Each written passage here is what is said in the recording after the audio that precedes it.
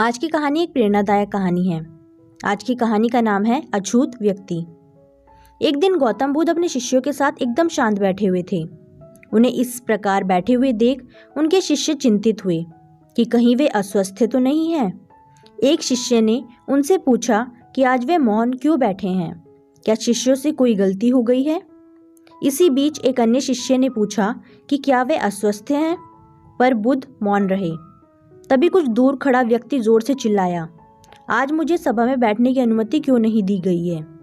बुद्ध आंखें बंद करके ध्यान मग्न हो गए। वह व्यक्ति फिर से चिल्लाया, मुझे प्रवेश की अनुमति क्यों नहीं मिली। इस बीच एक उदार शिष्य ने उसका पक्ष लेते हुए कहा कि उसे सभा में आने की अनुमति प्रदान की जाए।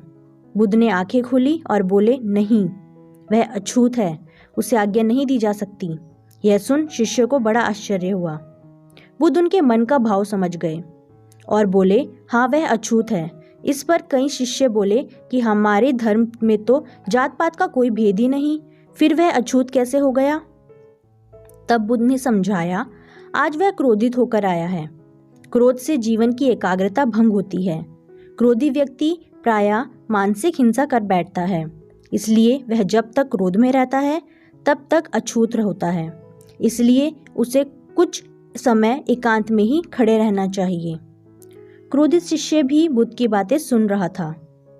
पश्चाताप की अग्नि में तपकर वह समझ चुका था कि अहिंसा ही महान कर्तव्य व परम धर्म है।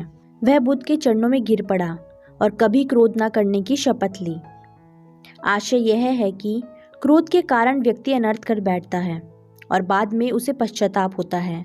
इसलिए हमें क्रोध नहीं करना चाहिए। क्रोध करने से तन, मन, धन तीनों की हानि होती है। क्रोध से ज़्यादा हानिकारक कोई और वस्तु नहीं है। बुद्ध ने कहा भी है, क्रोध को पाले रखना गर्म कोयले को किसी और पर फेंकने की नियत से पकड़े रहने के समान है। इसमें आप ही जलते हैं। तो आज की ये छोटी सी कहानी आपको कैसी लगी, ये आप हमें कमेंट बॉक्स में ज़रूर बताएं। और ऐसी इंटरेस्टिंग कहानियों के लिए हमारे चैनल को सब्सक्राइब करें, साथ ही वीडियो को लाइक और शेयर ज़रूर करें। Thanks for watching.